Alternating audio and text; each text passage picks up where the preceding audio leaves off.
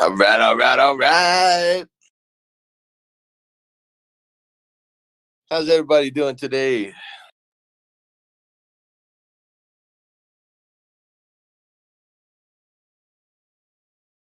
Looks like we need to give just a minute to get the audio going here. Let's see. Do we have Jimmy?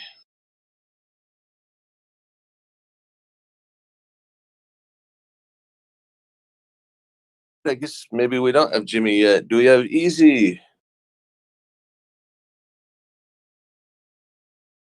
See him. He's just not talking.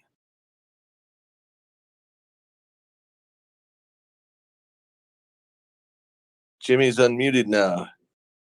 You hear me? Can you hear me? Now I can. There you are. You sound lovely. Nice one. Nice one. How is everyone today? It is sweltering hot in the UK, even for Britain, and it's a lot of us aren't.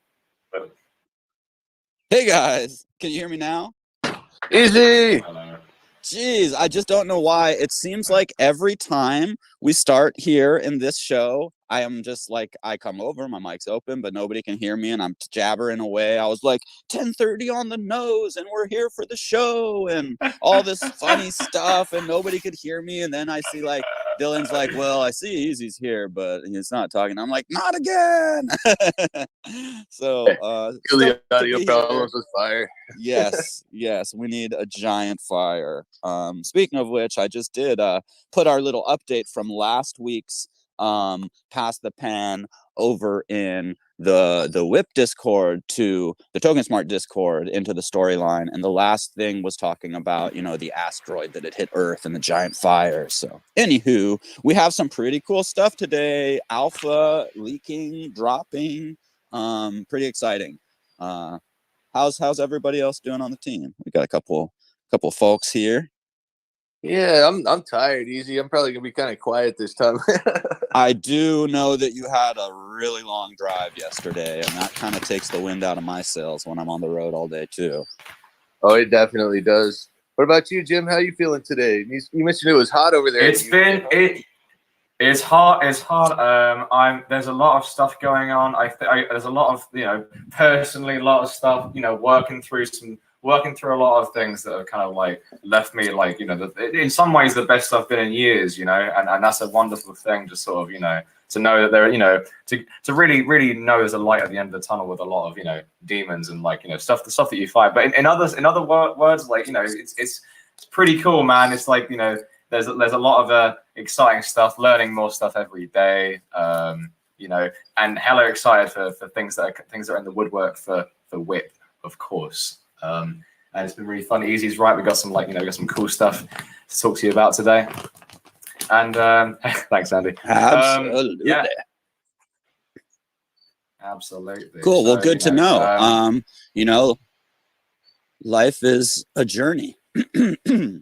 So we're constantly trying to, you know, that's it, man. Learn our lessons and improve ourselves. Hopefully, we're trying to learn our lessons and improve ourselves, and, you know, keep pushing forward. And it's really great to have this group of people here and be able to share some of that journey through, you know, literary adventures. Absolutely. And that's it. I mean, you know, you could almost say life is a story, you know, if you wanted to use the analogy in that way. Life is, you know, it's a story. And I remember I was talking to my bandmate yesterday, and I sort of mentioned, like, you know, we have, you know, there's a lot of struggles going on in the world, financially, economically, socially, and it's like, what would a good story be without some conflict to like address and confront, you know? And that's kind of, I think it's a comforting thing to remember sometimes. Yeah, kind of step back and take a look at, like, okay, there's this whole crazy world out there. I'm part of this story. Like, what am I gonna do with it? That's it, man.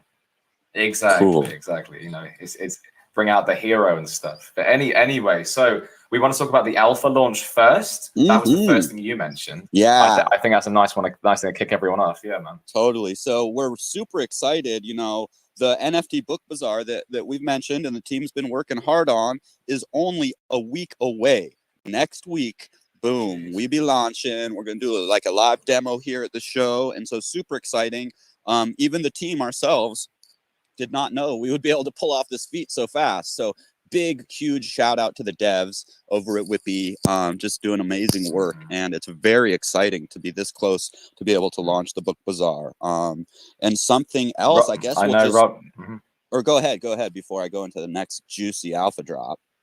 Yeah, shout out to Robbie and David, like, you know, yeah, that's it, man. That's it. I mean, like, I know those two have been like working their asses off, and like, I'm supposed, you know, Robbie's helping me stream the show today, and I know Robbie's been like, you know, I know Robbie's been like, you know, almost sleepless trying to get this done, as well as doing other things, and it's like the guy just is a machine, and just, you know, and you know, hats off to everyone at the dev Absolutely. team. You know? It's a mad thing.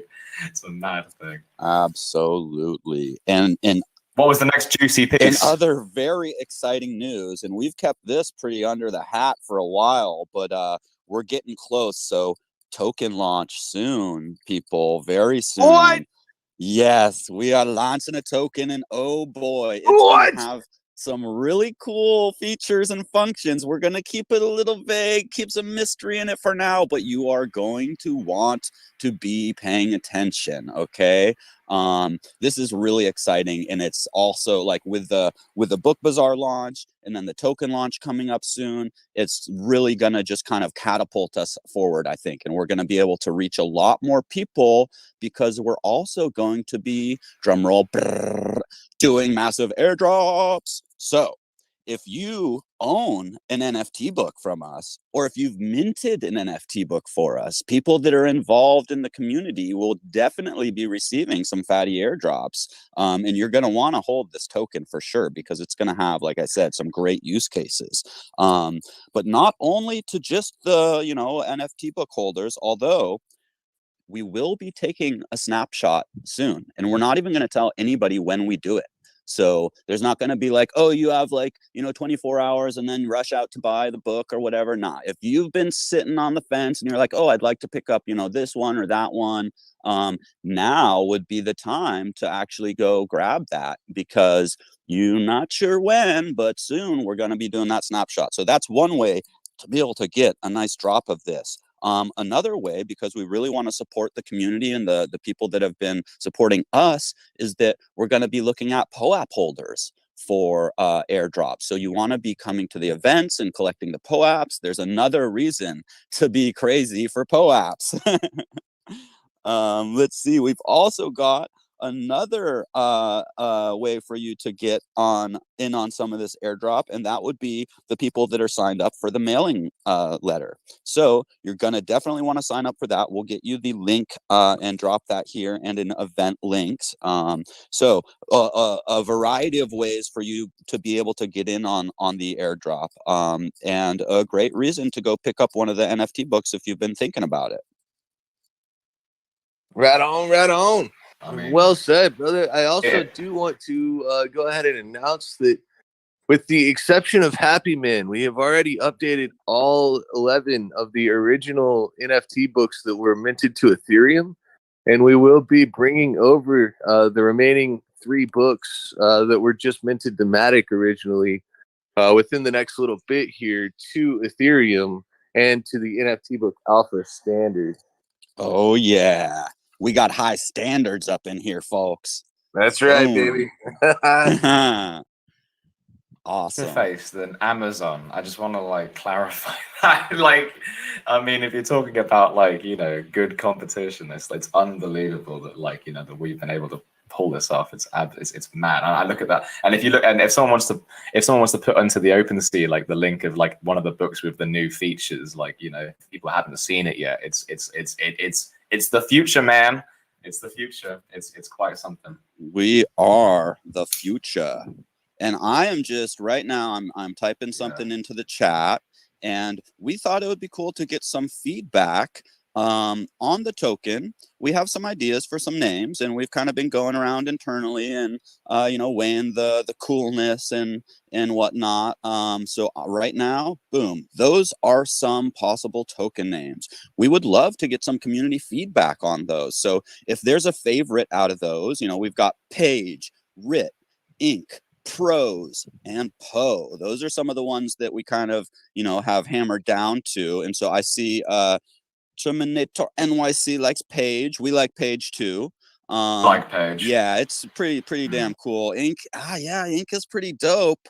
You know, I like the pros too, but yeah, I mean, they're all cool. They all have the reasons why they, you know, they kind of you would connect to one or another. So it is really interesting. BB says pose too close to poor. Andy likes Page. Yeah, Page is the one that I put first, kind of because it's been, I think, the most popular. It just, you know, books are made of pages, and you know, you can kind of like take a page out of, you know, your life, and I don't know, it does have a nice ring to it. Yeah, blogs maybe what made about of pages as well, and poems go on pages. That is true. I feel like, yeah, like most of this stuff ends up on a page at some point or another, right? And you even start with a blank page, you know, and then you work from there. So it is a good one.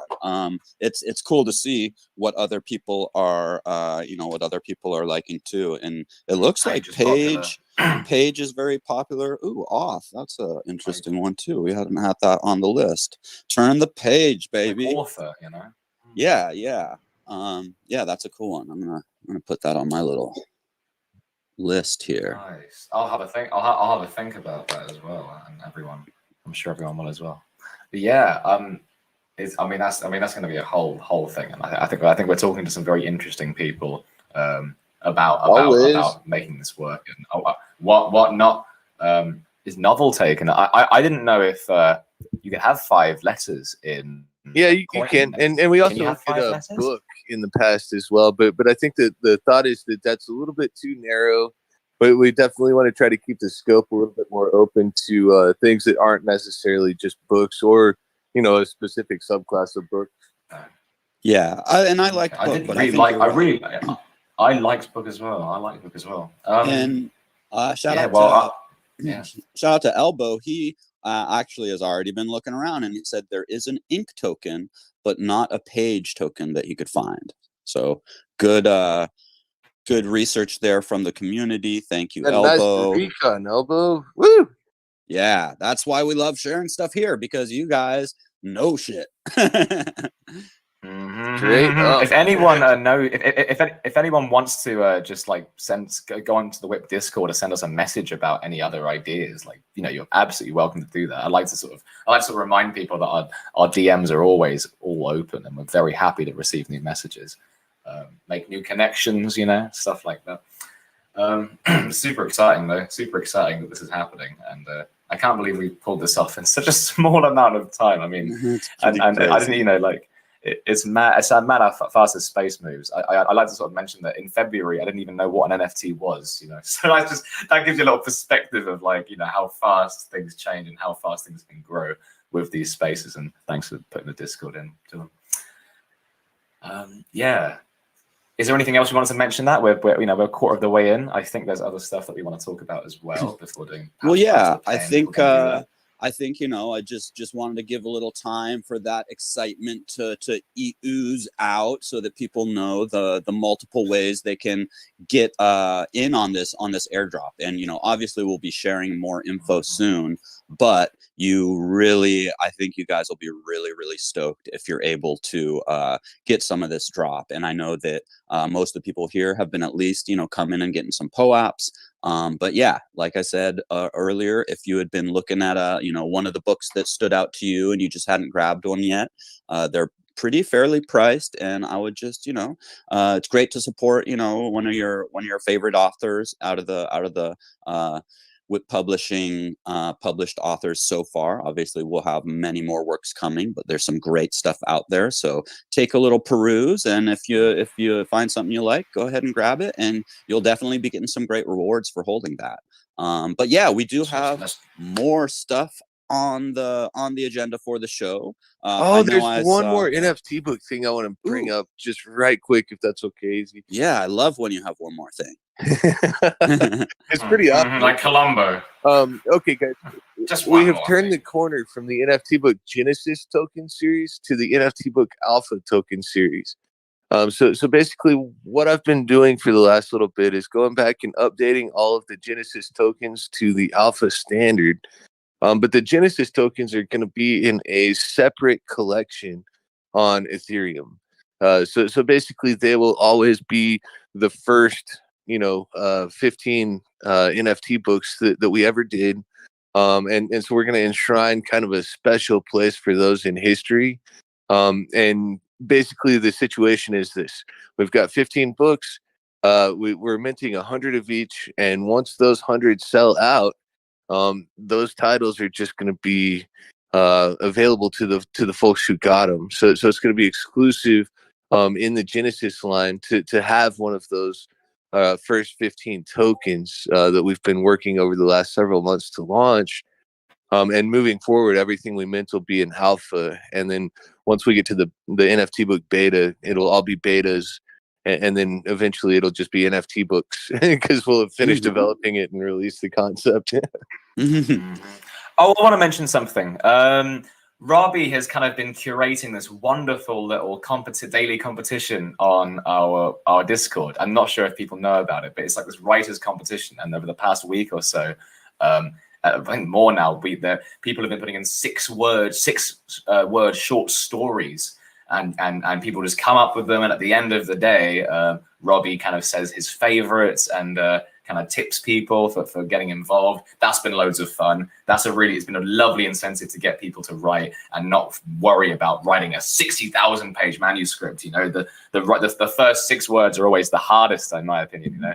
And I've been trying my hand at writing existential horror. It's been so fun. People have been getting their creative juices flowing and finding confidence to write, which is half of what this whole project is about. It's been lovely. I think newer competitions have been going on, maybe 25 word short stories, other things like that. It's been a lovely incentive, and I'm really excited that he's been getting that involved. So yeah, come join the WIP Publishing and go into writers. The competitions are always going. As soon as one ends, the next one immediately begins. So there's always there's never no time to just get involved and write a story or whatever prompt is being told at the time. So it's really fun.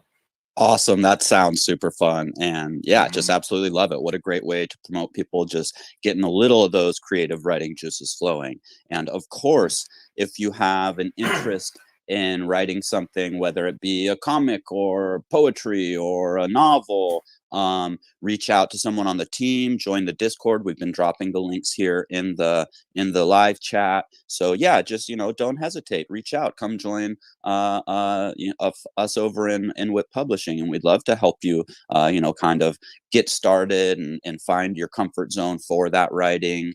So we're here for you guys. I just wanted to mention that one more time too. That's all exactly, and I'm doing a bit more of an intense focus on two friends of mine, and that one is the modern shaman person that you can find me talking to him about on the YouTube channel. If someone wants to put the YouTube channel in, that'd be great.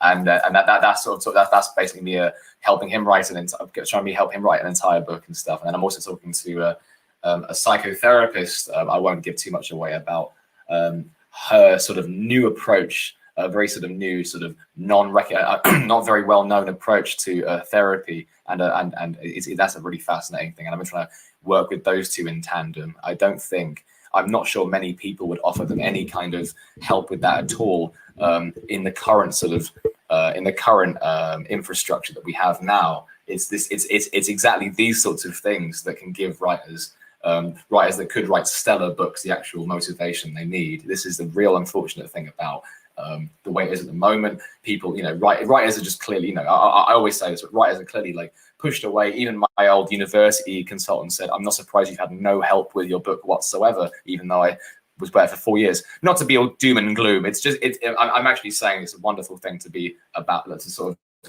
of talk about, sort of be in this space where it's nothing like that at all. And this, it's the future, man. It's the future. And yep.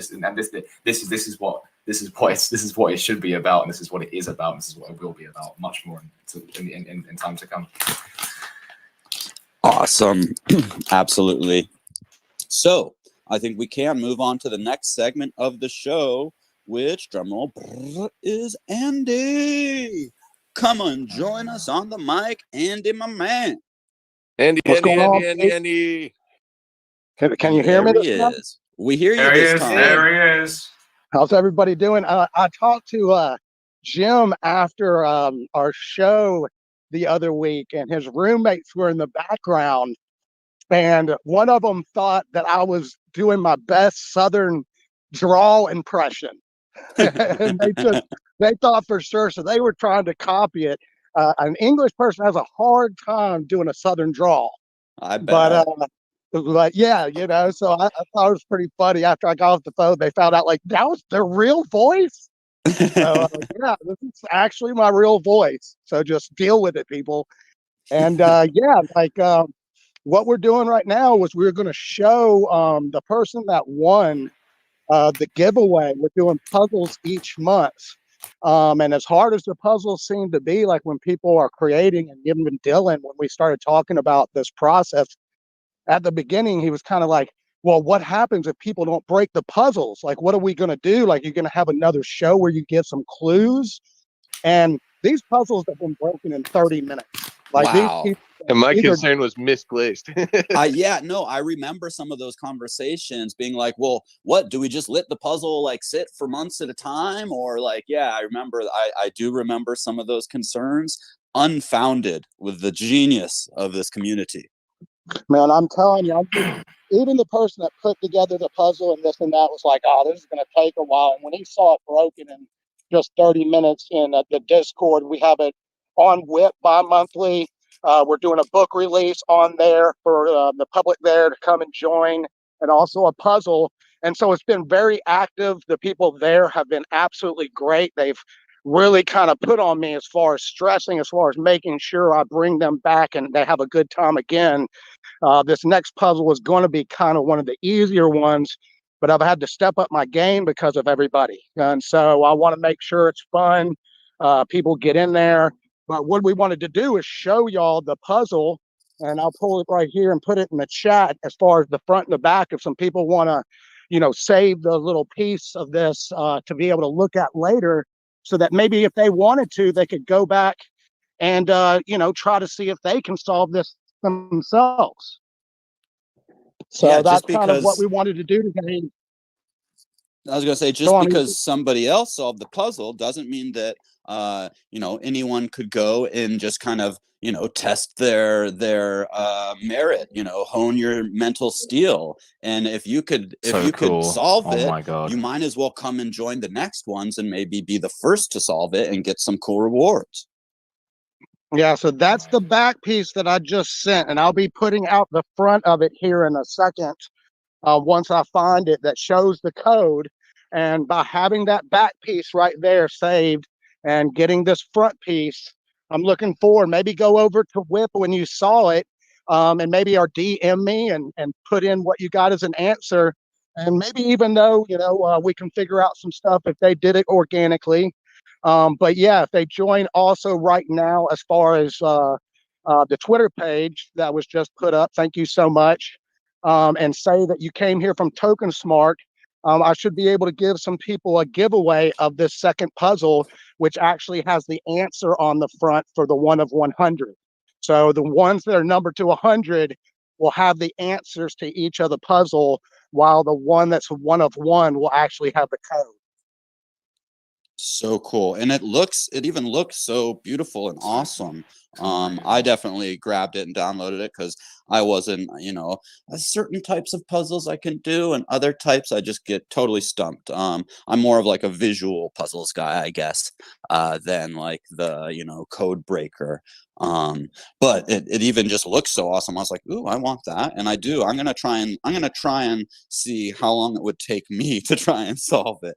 One of these days here when I have a little free time in the evening or something, because I think it's just such an awesome way to interact with people in the community. And I think that's really cool to offer rewards to, some people that if they're interested to try are going to try. You've got, show your work, people. You can't just go copy the answer from somebody else.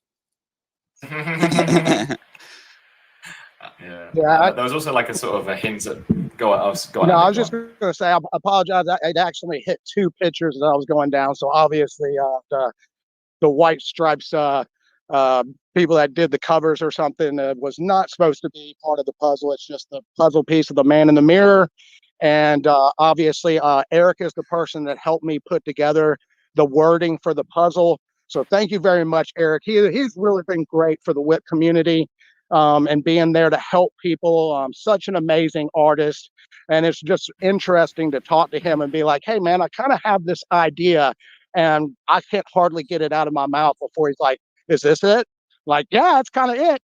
So he's been really helpful as far as that, and a grace as far as for our community to have. Absolutely. Dylan wrote a really good article. Dylan wrote a really good article about Eric, actually, and that was I actually read the article before I ever spoke to him, and I'll post that now. It's a lovely thing. It also gives you a chance to sort of see how Dylan writes if you haven't read anything by Dylan, which I think is quite unlikely at this point. Really good article. Really kind of explains how, like, you know, Eric's kind of way of doing art is really kind of it's so fitting for this new wave of art and creativity. It's a wonderful thing, man. Absolutely. So yeah, thank you for the time, y'all. Look forward to the show right here, and thank y'all for giving me a chance to put that puzzle in.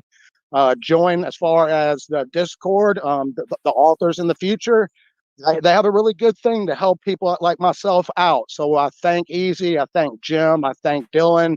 The whole team has been extremely supportive, and that's an amazing thing to have. Like when you have somebody that you can bounce some stuff off of, because this is still growing. So the thing is that with my work, the writing is in place, but the puzzles and some of the ideas on the months as we go ahead and the scavenger hunts we're going to do, there's plenty of things that we can come up with as a team and say, hey, wouldn't this be really cool to do 1 month for your giveaway and da-da-da-da, and do some more like really kind of, involving the community types ideas with giveaways besides just somebody retweeting something or doing something like that.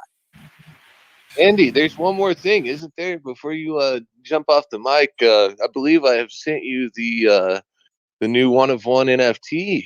Are you going to be sending that out to the lucky winner? Yeah, I'll go ahead and send that out to him. I've been in touch with it.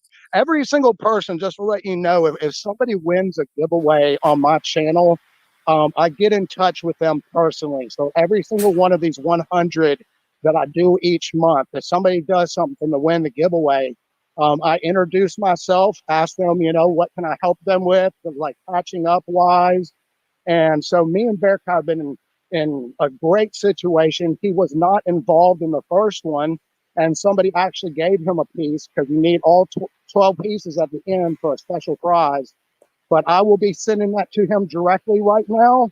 I thank him for being involved in this project and look forward to seeing who wins the 1 of 1 coming up at the beginning of this next month.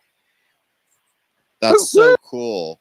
What a great, that's just awesome that you really take the time to get to know and reach out to the people that are participating. Love that. And also, the fact that you're touching on the teamwork that goes behind coming up with the ideas and promotions and whatnot. We totally try and support each other as a team. Everybody's welcome to come, join the WIP Discord. If you have your idea, you're going to have support to help figure out the best way to move forward with it, get, it written and made, and puzzles or treasure hunts and all this stuff. We love to come up with cool ways to interact between, the artists and the authors and the readers and the fans. So love to see more people coming over and getting involved and letting those creative juices flow. So we are, and that is we are halfway through the show. I'm wondering what we should cover next. Well, I think we'd have enough time if you want to, mention anything that you're excited about. Yeah. Well, I want to ask 2 things. I was going to say, because we've had Eric Stowe as this book of the month for the book club. Is that correct? I've been kind of busy with other things, but like I believe that Eric's book's been kind of spoken about, and I'm wondering at some point in the future, not saying when, we could talk about my book, because there's been, if you look on the channel, there's been sort of like little sort of discussions about my book and what the book's about, and I've checked the sales, and I think it's done pretty well, and I'm very grateful to and people in this space who have bought a copy of the book, and it's very exciting, because I think and I'll go ahead and post my book in the chat, because it's been this wonderful thing where I think we mentioned it before the show, Easy, how there's been this sort of strange connection between spirituality and language and mysticism and sort of kind of psychedelic experiences, and then also blockchain. You know, like there's been so many sort of projects, from Jose to Highest Priestess to Garces that we had on last week. That was a really wonderful show. And I think there is some sort of connection that's so strange that I've written this book on philosophy of language and kind of like how we can how we can sort of rigorously understand language in terms of how it disables a lot of our freedoms, to find some sort of transcendence into, like, you know, a true sort of like a better happiness and almost what you'd call a form of spiritual enlightenment. And it's so strange that I found myself in this space, not really on purpose either. And it's been such a wonderful thing. I mean, do you have any? I mean, perhaps there's a lot to sort of talk about. Perhaps you might have some questions if you want to talk about my book for a few minutes. I think that having your book as a book of the month coming up soon would be awesome, because this is not only limited to, you know, the books that are being written, but it's a conversation in the space that comes up, you know, over on the Mighty My show, you know, in it came up in Bullish or Bearish. It might come up in Public School. You know, it's a theme that comes up quite often about this kind of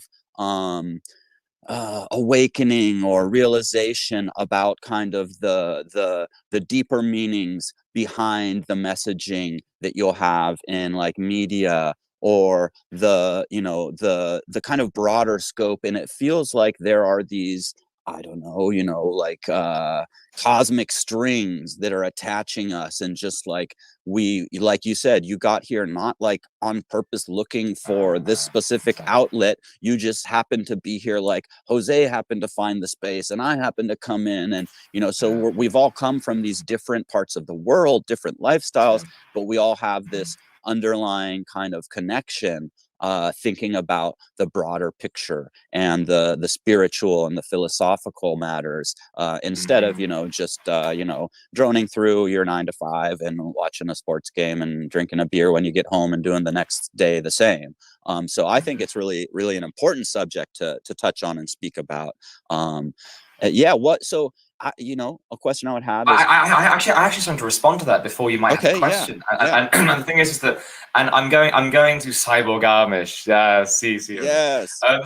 So I mean, I actually want to ask you. I want to answer your question without. I want to say a couple of things first, and I would say the book is kind of divided into maybe 3 parts. Not exactly, but the first third sort of speaks about kind of the structure of language and kind of how we can sort of look at it. And sort of, if we look at language, we can it's kind of like a mirror to how we kind of prejudiced and kind of obstructed our view of seeing things clearly. And I actually kind of do this kind of a bit rigorously about, like, you know, sort of like ideas of how words can sort of disable and force us to think and act in certain ways. And the second part more focuses on this kind of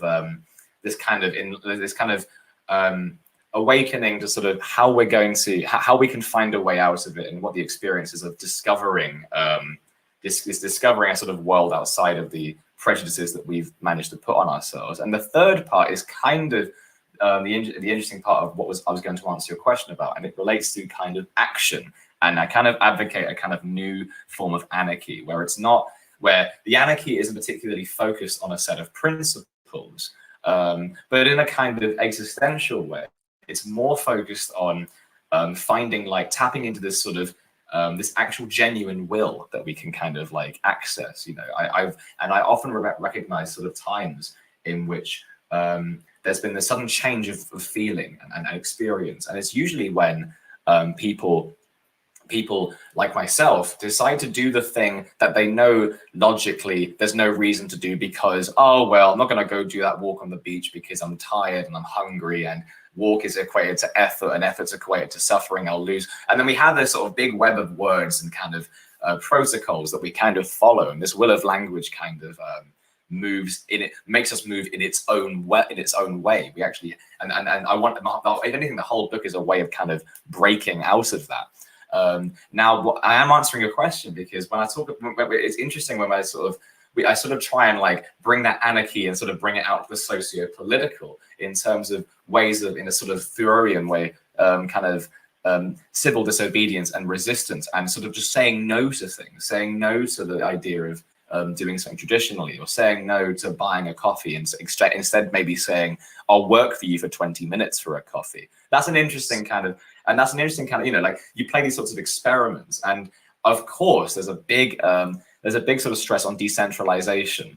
And that was before I had actually was interested in cryptocurrency. So in the two things I just mentioned about anarchy and sort of experimenting to find new ways of doing things and decentralization, it's just so strange, but so fitting that I found this space to be able to publish this book. And I was talking to my friend about it, and he said, like, this is entirely fitting. This is exactly the way you should have done this, because the book is sort of really kind of trying to deal with iconoclasm and you know, the ways of sort of questioning traditional structures, especially if they get in the way of what we really want to do. And I'll just finish up by saying, what we really want to do isn't an easy thing to solve, but there is something there. And and there is a certain sense of, if we can break free of illusions that we know that we are buried in, but are still buried in them, it's an incredibly, I think it's one of the most important tasks that we could put on ourselves as modern human beings. And I'll leave that there for a second, and I'll ask if you've got any more questions before we want to move on. Then I'm more than happy to answer them easily. Super interesting. It's kind of like you followed that string, you know, instead of you know, just letting it be there, not giving it that much attention. We all have those kind of, you know, inner dialogues and stuff where you decide whether you buy that coffee or you offer to do some kind of trade, barter, experiment. So it's pretty fascinating that, yes, you grabbed onto that string and you followed it, and it led, you know, to here. And we all kind of went through that process of taking the dive and kind of following that inner path. And it's just so great to be here with so many people that are connected in this strange way. I guess a question I would have, I think you mentioned, you know, time. Do you touch in the book on some of the broader kind of shifts in consciousness? Maybe like in the 60s, there was, you know, the revolutionary ideas of, you know, freedom and expression and all this, and then it's sort of, you know, the hippies went into, you know, yippies and yuppies, and now we have this crazy anarchistic cypherpunks, you know. So that would be a question I'd be interested to hear. That's interesting, and I think I have a good way of answering that, and I'm just going to quickly see if there is a place I can sort of well, I'll sort of sum it up, and I think my point is that counterculture is incredibly important. We have to be sort of careful to be sort of authentically countercultural before, like, in my opinion, because if not, there's a certain way in which it kind of grows into a bit of a monster. And then that sort of freedom of expression sort of turns into this is how you should freely express. Are you not freely expressing in this way? And then from the 60s came the 70s with all sorts of I don't know, disco and porn and all these other things, and it sort of got kind of eaten up by the machine. And I think we're always faced with this problem when we want to try and find a way out of expressing ourselves freely. We find a way to pin it down, and when we pin it down, we end up building like a body of kind of, you know, sort of rules and disciplines and principles to follow it. And this is a very unfortunate thing as to what I think happened with the counterculture movement after the 60s. I'm not exactly like, I think it was brilliant. Unfortunately, there was quickly a kind of way in which it got homogenized, and homogenization is a huge problem. And I think you can actually have the same kind of thought about digital space, And it was the hippies that conjured up the idea of cyberspace as a way to find freedom of expression away from the constraints of the real world. And then obviously come the noughties in the 2000s or whatever. We had these big sharks, and then they came and took it over. And now suddenly a place where people used to be able to freely express has quickly turned into, what is it? I mean, does anyone even browse any sites besides like the top 10 social medias anymore? I mean, I think most people have forgotten there's millions of fantastic sites out there. And unfortunately, this is the unfortunate thing as to what's happened. You know, Web 2.0 has been like abysmal for the most part for actual freedom of expression. And I don't talk about this too much in the book, but you know, the sort of ways in which we're sort of constrained to just, you know, sort of mindlessly watch content that doesn't really add to our well-being. And Web 3.0 is the wonderful kind of like a nod back as what we're doing is, and as a nod back to perhaps what the internet project was meant to be the whole time. And I want to sort of add a little bit of sort of, you know, warning. I think that Web 3.0 is fully capable of turning, sort of becoming a little bit ugly over time, because you know, and Web 3.0 might turn into something, have a similar kind of response to what happened with Web 2.0. So I'm saying to people, be vigilant. You know, we have a good thing. You know, do not. I would strongly suggest, do not sacrifice your freedom of expression because it's easier or because it's more convenient. You know, you know, the whole point of this is to push back from that, and this is why I think this is why we're all doing this here, and why we're doing this at WIP and and TOKENSMART and all the rest of it. You know, we firmly recognize that, and it's a huge thing to make sure it doesn't slip. Yeah, super important to keep that authenticity from the originals, from the people, to be, you know, to be able to be yourself. Super important to support that authentic diversity. We get plenty of "you should think like this" from the mainstream.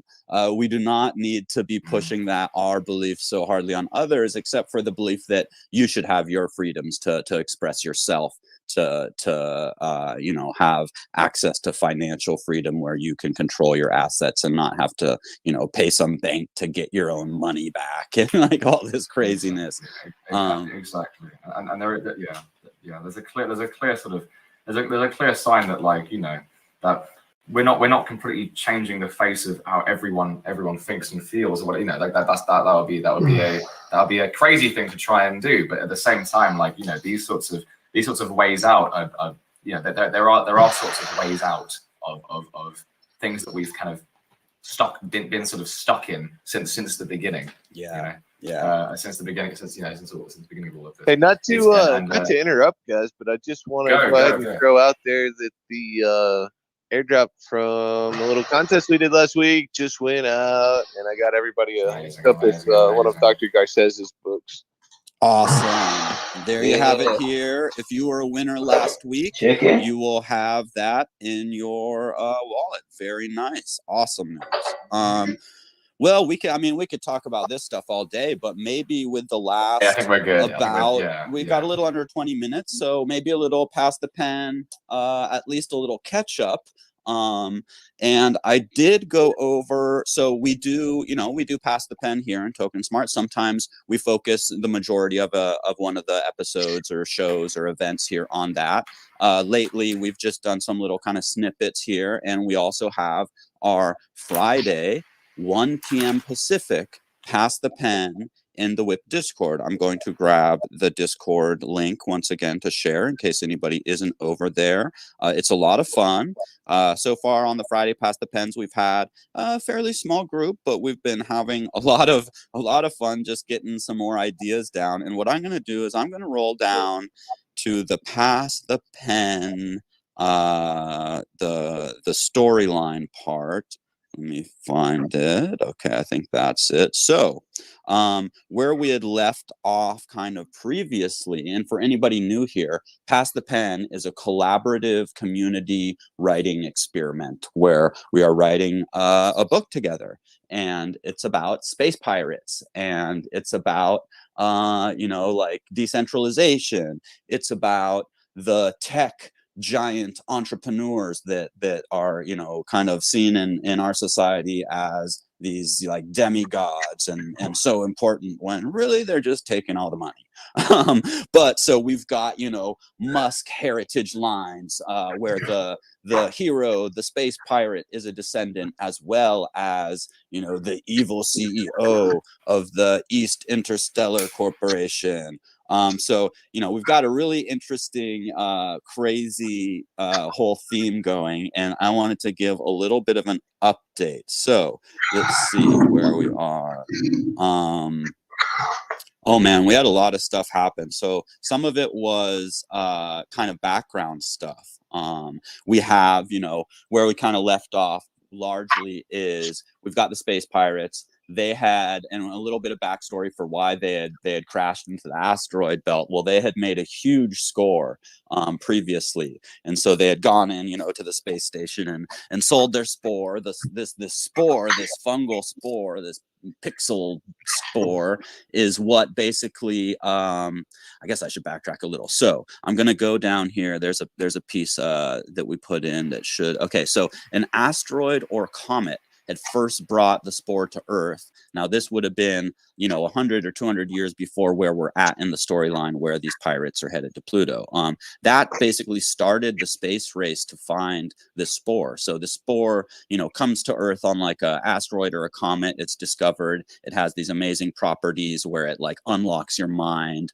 There's a few aspects of that. One of them, and the reason why the tech race is on for this, is it will enable human beings to do faster than light calculations. And so faster than light travel would basically be like, you know, the biggest, most valuable thing any company could create, because then you could spread humanity through the stars and the Earth is in a bad spot. So so back in the day, this asteroid or comet had landed, and it brought the spore to Earth. Now, there also might be reasons why that would have sped up some of the destruction of the Earth, giant fires and stuff. We had mentioned that comets have had a negative connotation in a lot of cultures, so that could have been something that, you know, fires all over, and already, you know, from the abuse of this poor planet, it was already, you know, we've got people looking to colonize Mars and the moon and stuff because they're worried the Earth won't support life. Anyways, back to what we had written. There is, you know, so there'll be a one of the tech guys who's actually more altruistic. He's more looking to benefit society as a whole, because when the spore landed, basically it was kept secret, and only, you know, some governments and some of the large tech companies knew about it, so they could research it and try and figure out, you know, where it came from. So this altruistic tech guy is the one who actually sent out probes to Pluto, and he found the giant deposit, and so he made that knowledge public, and then was assassinated, actually.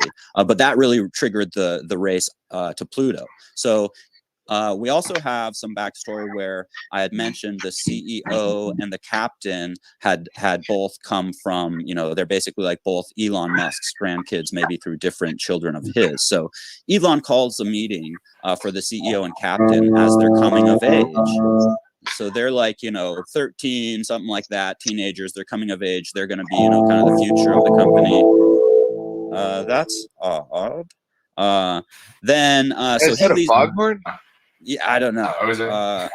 So Elon calls these two, and Elon lives. He's updated his consciousness to this giant metaverse that he controls. If somebody can grab that and mute that guitar or whatever, because I'm trying to read and I can't go do it at the same time. So Elon calls these kids in. He's rarely, like once every year or two, he comes out of his simulation to actually interact with the real world. He lays this heavy trip on them about the Earth dying. The spore, you know, at that time is secret, except to a few large corporations and wealthy families and governments. So he's basically laying this trip on it, like, you guys are the future of the Musk legacy, of the Musk legacy, the family legacy, and you're going to have to save humanity by finding the spore and working out faster than light travel and all this. And so the captain, he feels like they should tell the world. He wants everybody to know, and like he's really coming from a positive place from humanity. Now the CEO, as a kid,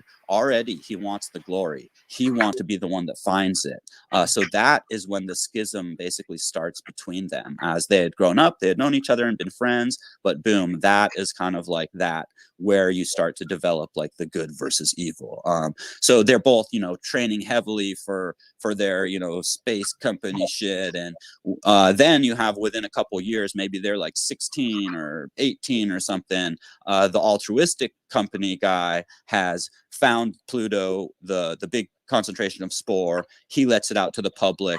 Faster than light travel is the only hope, and everybody's focused on the spore.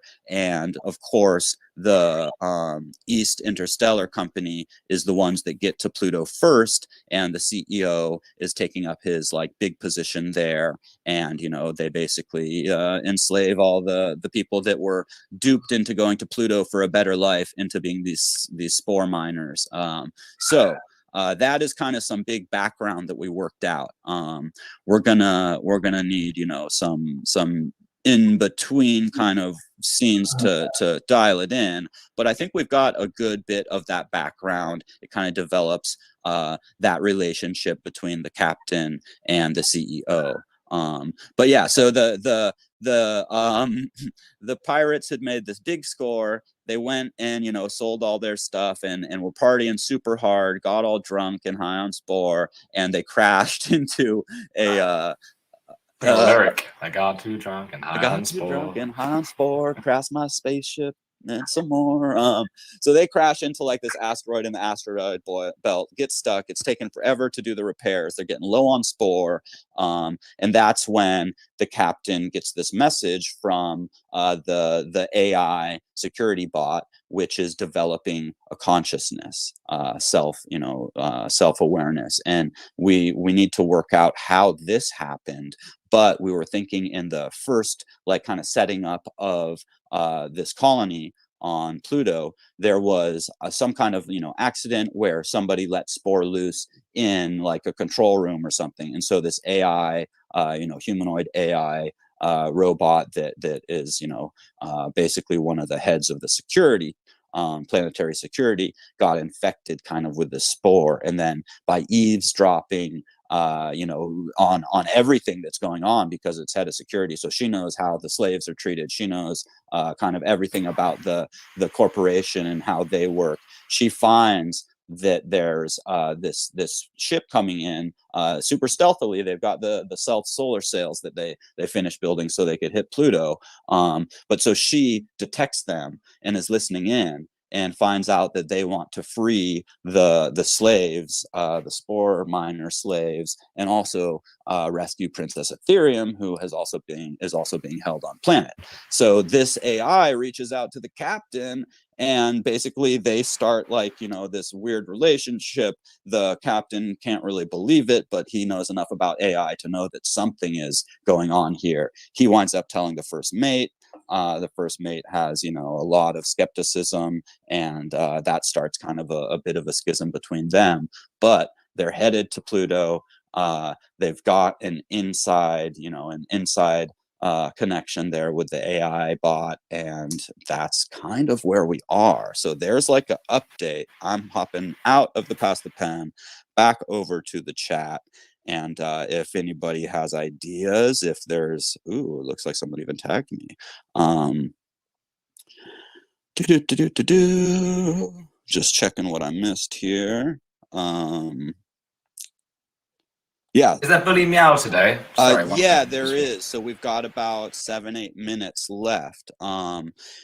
Anybody that wants to can always go check out the Pass the Pen channel, read through some of what's written there, and just kind of, if you get an idea to write something, please do just write it, and then you can drop it over in the WIP Discord, And yeah, we do continuations on this every Friday at 1 there, and maybe in the next couple weeks we'll do a dedicated pass the pen session here, so we can get, like, you know, everybody that hangs here to be able to be part of that and either jump on the mic and tell us ideas, or to be writing in the chat here, and then we can take those ideas and throw them over into the pass the pen continuation. But a lot going on. I mean, this could be, you know, like a super amazing trilogy at the amount of, like, you know, kind of incredible background and story development that we've had, and character development. Harry Richard Musk is the CEO, and we do need a name for the captain. We had been coming up with maybe some nicknames too, but I don't think we landed on one. Anybody with name ideas for the captain, because he has to keep his identity secret, that he is a descendant of Elon Musk, or else, you know, nobody would really trust him. So there's that whole thing too, that he's kind of reinvented himself when he decided to go, you know, it's a pirate's life for me, and went into the space pirate game. So a lot of stuff that we can work on. Yeah, Elbow, think of good captain names. I mean, you know, we're not gonna do like Blackbeard or something classic like that, but if we could come up with a really cool kind of crypto beard or something like that, maybe. Long coin silver. Yes, long coin silver, diamond hand silver, diamond beard. I don't know. I'm sure something will come out, and it'll be like, oh yes, that's it. Because often, you know, we'll be throwing around these ideas with the community, and somebody just says something, and it sticks. You know. So diamond beard, yeah, not bad, not bad.